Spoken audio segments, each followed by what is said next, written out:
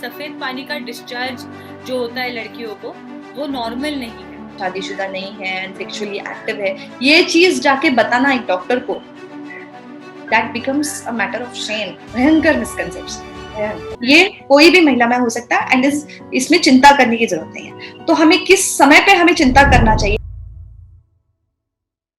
हमारे स्वास्थ्य से संबंधित चीजों के बारे में जानने के लिए सही सोर्स है एक गायनेक, यानी कि हमारी डॉक्टर दीदी। डॉक्टर सौम्या एक गायनेकोलॉजिस्ट एंड लैप्रोस्कोपिक सर्जन है विद 10+ years ऑफ एक्सपीरियंस।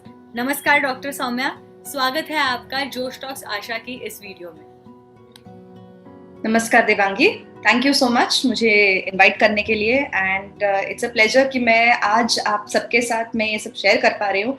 ऐसे बहुत सारी गलतफहमियां हैं, जैसे आपने कहा कि पेशेंट्स में या नॉर्मल महिलाओं में रहते हैं जहाँ पे उनको समझ में नहीं आता है कि किससे पूछे और पूछने की हिम्मत नहीं रहती है। तो I think this is a good idea to talk it out so that बाकी जो भी जिनके भी मन में शंका है वो दूर हो सके। वजाइनल डिस्चार्ज शुरू कौन सी एज से होता है यूजुअली और ये कितने साल तक चलता है? Vaginal discharge right from the age of 10-12 से भी शुरू हो सकता है। ओके, जैसे पीरियड्स शुरू होते हैं किसी लड़की को तभी से शुरू हो सकता है। कुछ लड़कियों में पहले भी दिखता है बट रेयर है, बट यूजुअली पीरियड्स के साथ साथ वजाइनल डिस्चार्ज बहुत कॉमन है। तो ये भी एक मिसकंसेप्शन है कि यंग लड़कियां, स्कूल गोइंग एज की लड़कियों में वजाइनल डिस्चार्ज होना, अरे ये अच्छी बात नहीं है, दिस इज सीरियस, या उसके शायद थॉट्स कुछ अलग चल रहे हैं, nothing like that. So this is as I said, ये पूरा एक नेचुरल प्रोसेस है, ये बॉडी का प्रोसेस है। जैसे बॉडी में सिस्टम चल रहा है, रिप्रोडक्टिव सिस्टम जो है या हार्मोनल साइकिल जो है मेंस्ट्रुएशन से रिलेटेड, तो उसी हिसाब से ये वजाइनल सिक्रीशंस जो होते हैं, जो ग्लैंड्स तैयार होते हैं जिसमें से ये सिक्रीशंस आ रहे हैं, ये बाहर निकलते हैं। मिथ पे आते हैं, यूजुअली ऐसे कहा जाता है कि सफेद पानी का डिस्चार्ज जो होता है लड़कियों को वो नॉर्मल नहीं है, उसकी वजह से उस लड़की की सेक्सुअल एपेटाइट पे कमेंट्स किए जाते हैं, तो इसके बारे में बताएं। या वजाइनल डिस्चार्ज, ये जो आपने टॉपिक उठाया है बहुत ही रेलेवेंट क्वेश्चन है, बिकॉज ये बहुत ज्यादा कॉमन है। हमारे पास जो क्लिनिक्स में औरतें आती है, ऑलमोस्ट 40 to 50% महिलाएं जो है ये वजाइनल डिस्चार्ज के प्रॉब्लम की वजह से आती है। सो जैसे हमारे बॉडी में मैंने कहा कि मेंस्ट्रुअल साइकिल जो है एक हार्मोनल साइकिल रहता है। ओवरीज और से हार्मोन्स थोड़े प्रोड्यूस होते हैं, ब्रेन से थोड़े प्रोड्यूस होते हैं, तो वो एक साइकिल, एक प्रॉपर बैलेंस रहता है 3 या 4 हार्मोन्स का। सो यूजुअली ये जो वाइटेस्ट डिस्चार्ज जो होता है, अगर एकदम थिन रहा, जस्ट मेंसेस चालू होने से पहले, पीरियड्स शुरू होने से 1 से 5-6 दिन या 8-10 दिन पहले ये हल्का सा जो वाइट डिस्चार्ज है ये होना, ये बहुत ज्यादा नेचुरल और नॉर्मल है। लेकिन इसमें this is due to hormonal influence, क्योंकि शरीर में कुछ हार्मोनल चेंजेस हो रहे हैं जिसकी वजह से ये वाइट सिक्रीशंस हो रहे हैं। लेकिन ये बहुत कम रहता है क्वांटिटी में। कभी कभी सिर्फ ऐसे लगता है लड़कियों को कि थोड़ा सा अंडर पैंट्स या पैंटीज थोड़े से गीले हुए हैं, बस दैट्स ऑल, उतना ही समझ में आता है। कुछ महिलाओं ज्यादा एक्सपीरियंस करते हैं कि थोड़ा ज्यादा फ्लो हो रहा है, ठीक है, ज्यादा कपड़े गीले हो रहे हैं या उसमें से कुछ बदबू आ रही है।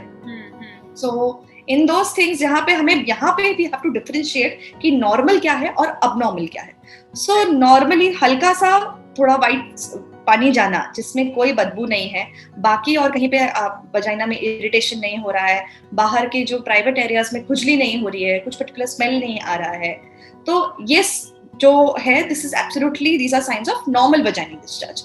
ये कोई भी महिला में हो सकता है एंड इसमें चिंता करने की जरूरत नहीं है। तो हमें किस समय पे हमें चिंता करना चाहिए? अगर ये डिस्चार्ज बहुत ज्यादा हो रहा है और उसमें बहुत ज्यादा मतलब एक पर्टिकुलर बदबू आ रही है, कलर चेंज हुआ है, नॉर्मली ये कलरलेस या हल्का सा व्हाइट रहता है, लेकिन अगर कलर चेंज हो रहा है, ग्रीनिश हो रहा है, येलोइश हो रहा है, या ऐसे दही जैसे थिक कर्ड जैसा लग रहा है, एंड साथ में है, उसके साथ में अगर कोई लेडी को नीचे की जगह पे प्राइवेट एरियाज में इचिंग हो रहा है या को थोड़ा सा इरिटेशन हो रहा है, रेडनेस हो रहा है, यूरिन पास करते समय पे दिक्कत हो रही है, जलन हो रही है, दर्द हो रहा है, हल्के से पेट में दर्द हो रहा है, ये सब साइंस है कि जहाँ पे कुछ इन्फेक्शन हो रहा है अंदर। यूजुअली ये फंगल इन्फेक्शन होता है या मिक्स्ड इन्फेक्शन हो सकता है। सो अगर इसमें से कुछ चीज हो रही है, डेफिनेटली वो लेडी को she has to take proper help. एक गायना को कंसल्ट करके, जनरली मेडिसिन रहते हैं, बेसिक टैबलेट्स ओरली लिए जाते हैं, कुछ मेडिसिन छोटे छोटे रहते हैं जो अंदर इंसर्ट किए जाते हैं. Everything has to do with vaginal hygiene actually. अगर साफ सुथरे कॉटन अंडरपैंट्स पहने, नीचे का एरिया, प्राइवेट एरिया एकदम ड्राई रखें, ओके, कोई और चीजें ऐसे कुछ इंसर्ट ना करें अंदर, एंड पानी ज्यादा पिए. All these are tips for maintaining vaginal health. No, that is all what we are supposed to do. पानी ज्यादा पिए, अपने आप को हाइड्रेटेड रखें, नीचे की जगह साफ सुथरी रखें, ज्यादा कोई केमिकल्स वगैरह यूज ना करें for removal of hair. So क्योंकि उससे भी इरिटेशन हो सकता है. Right. So these are the points where जो हमें ध्यान में रखना है. तो हर वजाइनल डिस्चार्ज खराब नहीं होता, कुछ नॉर्मल भी होता है और कुछ में इन्फेक्शंस होते हैं. अनफॉर्चुनेटली हमारा सिस्टम ऐसा है कि एक औरत, एक गृहिणी या एक महिला जो घर की है, उसके हेल्थ को अनफॉर्चुनेटली लास्ट प्रायोरिटी दी जाती है. If a woman is suffering from anything, any problem, वो छोटा हो या बड़ा, वो खुद, मतलब मैं बाकी के घर वालों तक में बात जा ही नहीं रही हूँ, वो खुद अपने प्रॉब्लम्स को, अपने सिम्टम्स को, अपने डिफिकल्टीज को वो नजरअंदाज करती हैं. शी इग्नोर्स इट एंड वो साइडलाइन कर देती हैं because she has other responsibilities. उन्हें घर देखना है, बच्चे देखने हैं, जॉब देखना है, हस्बैंड को, इन लॉज को, सबको देखना है, घर संभालना है. तो वो रिस्पॉन्सिबिलिटीज में दबकर कहीं ना कहीं अपना हेल्थ वो इग्नोर करने लगती है.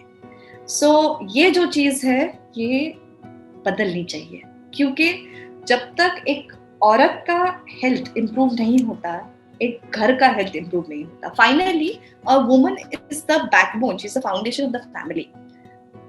Again it's very commonly said कि कोई अगर बच्चा बीमार होता है या कोई घर के कोई जेंट्स बीमार हो जाते हैं, जनरली कुछ ज्यादा अफेक्ट नहीं होता, ठीक है, वो थोड़े दिन तक रहते हैं, बीमार रहते हैं, उनका देखभाल वगैरह किया, कवर हो जाते हैं, and then back to normal. But अगर घर की औरत बीमार पड़ती है, प्रैक्टिकली घर का पूरा सिस्टम कोलैप्स हो जाता है.